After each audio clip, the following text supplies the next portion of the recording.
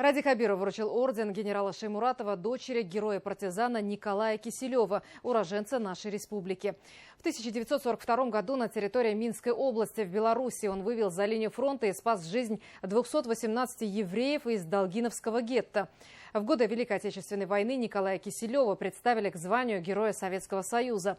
Но самолет с документами был обстрелян и сбит. В 1948 году награжден орденом Великой Отечественной войны первой степени. До конца жизни Николай Киселев работал в Министерстве внешней торговли СССР.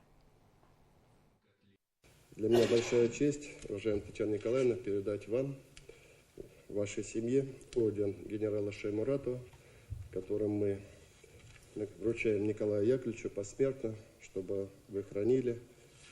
И все мы понимали, что вот такой замечательный человек, наш земляк, и чтобы мы хранили память о нем навсегда и память для нашей молодежи.